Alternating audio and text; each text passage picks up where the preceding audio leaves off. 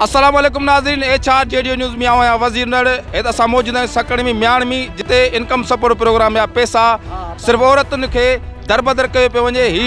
हे असांजूं माइरूं भेनरूं सुबुह खां हिते आयूं निटण हुसैन बीठियूं आहिनि बुख वञे ते 2-3 कार्ड हलाए वरी इनखे चयो अथनि असांखे पैसा ॾियो। 1500 घुरनि पिया, पैसा नथा ॾियनि, वरी बंदि करे हलिया विया आहिनि। अचो नथा ॻाल्हि ॿोल था कयूं। अमा किथां आई?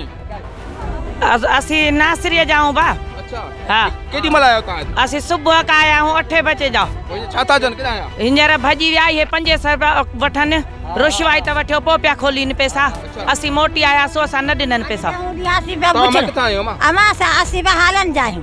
हा, असांखे साईं जी मर्ज़ाऊं खे पैसो न ॾियनि, असांखे रुशवाई त ॾियो त असां पोइ ॾियूं। हा, माना 500 रुपया।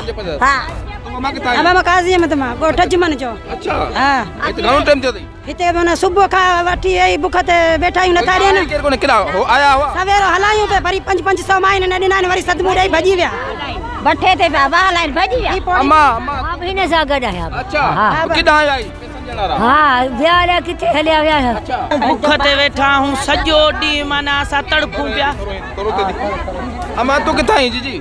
मां मुंडकिले ॻोठ जी आहियां। अच्छा, सुबुह की आहियां। हे बो किॾां आया? हीअ केॾा आया चंदा असांखे 500 ॾे। अच्छा, हाणे असीं चंदा नूर मोहम्मद लाखे वटि गरीब मिसकीन असीं सुबुह लाख जा बुख में वेठा नूर मोहम्मद लाखे ॾे आहियूं। ओ ते वेठी आई पर हिते ही किॾां आया? ही विया भॼी चवनि था असांखे बिल ॾियो 500 ॾियो। तव्हां केॾी महिल आया? असां 6 बजे आया आहियूं। किथां आया? कोटड़ीअ मां आया आहियूं असां पैसा हलाए वरी भॼो था? 500 रुपया कटराईंदो त सॼी दासी आया 10,000 वञे आला 7 बजे जा आला बुखी बुख ते वेठा आहियूं। नकी हलाईंदा पैसा जो पोइ ॾींदा? 500 ॾियो त 10,000 आया न। हाणे असांखे चवनि था 8 हींअर किॾां आया? वेठा भॼी विया हलिया, दर बंदि करे भॼी विया। किथां खां? अब 5 बजे मां आयसि दिलवश रिंद जे ॻोठ खां। 5 बजे ते वेठा आहियूं, न पाणी न को चाह न को मानी।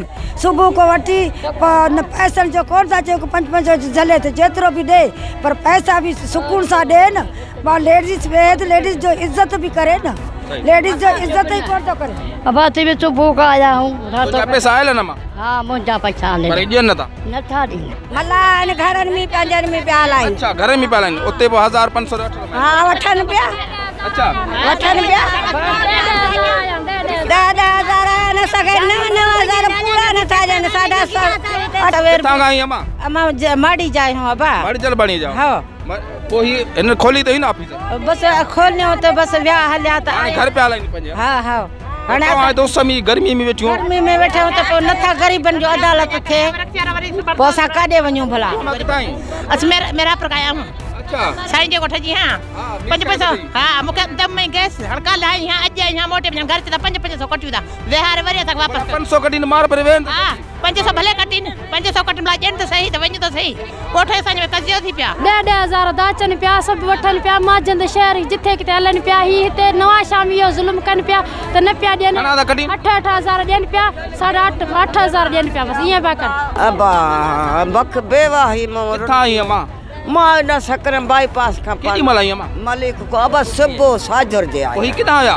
बंदि करे अलाए काॾे ते रिंदड़ियूं पाण में ॿखियूं, पोइ ही मशीन खणी विया।